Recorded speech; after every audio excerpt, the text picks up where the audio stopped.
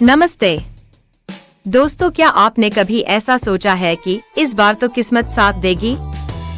या फिर क्रिकेट देखते हुए ये कहा है, अरे यार अब तो 6 आएगा ही। लेकिन दोस्तों, ये सिर्फ आपके दिलासा देने वाले दोस्त की तरह एक धोखा है।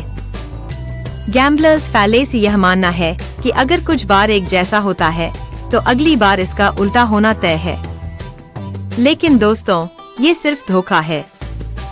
आज हम बात करेंगे गैम्बलर्स फैलेसी की, जो हमें ये यकीन दिलाता है कि पुराने नतीजे नए नतीजों को बदल सकते हैं। पर सच्चाई?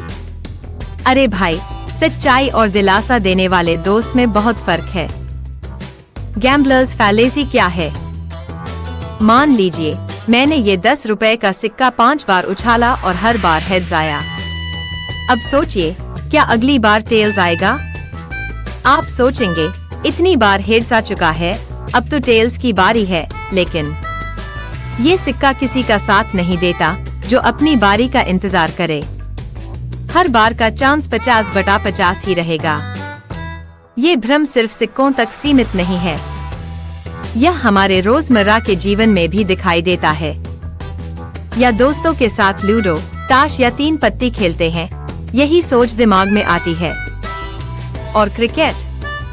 अरे भाई, वो तो हमारा राष्ट्रीय खेल है, गैम्बलर्स फैलेसी का स्वर्णिम मैदान। एक सवाल है, अगर सिक्का 5 बार हेड्स पर आता है तो क्या आप मानते हैं कि अगली बार टेल्स आएगा? क्यों या क्यों नहीं? कमेंट करके बताइए।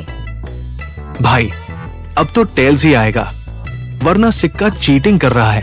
50/50 है, मुझे फर्क नहीं पड़ता, मैं तो चाय पीने जा रही हूँ। बहुत अच्छे जवाब। लेकिन सच्चाई यह है कि हर सिक्का उछालने पर परिणाम स्वतंत्र होता है। सिक्के को यह याद नहीं रहता कि पिछली बार क्या हुआ था। हर बार नतीजे स्वतंत्र होते हैं। संभावना और रैंडमनेस को समझना।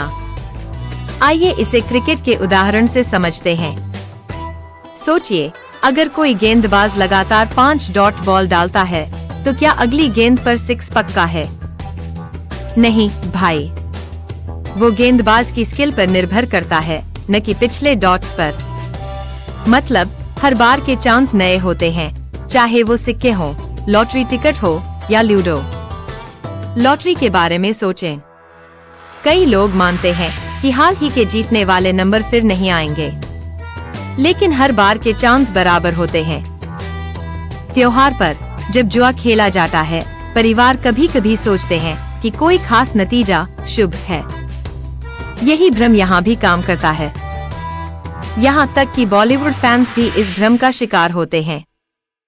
अगर किसी स्टार की पिछली 3 फिल्में फ्लॉप हो जाए तो लोग कहते हैं अगली तो हिट होगी, लेकिन पिछले प्रदर्शन भविष्य की सफलता की गारंटी नहीं देते। क्या आप जानते हैं, 1913 में मोंटे कार्लो के एक कैसीनो में एक रॉलेट व्हील पर लगातार 26 बार ब्लैक आया। लोग पागल होकर पैसे लगाते गए, मानते हुए कि अब रेड आएगा। और क्या हुआ? सबके पैसे गए, लेकिन रेड तब भी नहीं आया। लेकिन यही तर्क भारतीय खेलों जैसे 3 पत्ती और अंदर बाहर में भी लागू होता है। अगर कोई खिलाड़ी बार बार हारता है तो वे सोचते हैं कि उनकी किस्मत बदलने वाली है। लेकिन रैंडमनेस ऐसे काम नहीं करती। याद रखें, गणित में भाग्य नहीं होता। गैम्बलर्स फैलेसी से बचने के 3 उपाय। पहला, याद रखें कि रैंडम घटनाएं स्वतंत्र होती हैं। दूसरा, तर्क पर भरोसा करें, भावनाओं पर नहीं। तीसरा, जाने कि हर घटना के साथ संभावना फिर से 0 हो जाती है। और अगर कुछ बार हारें तो खेल बदल लें।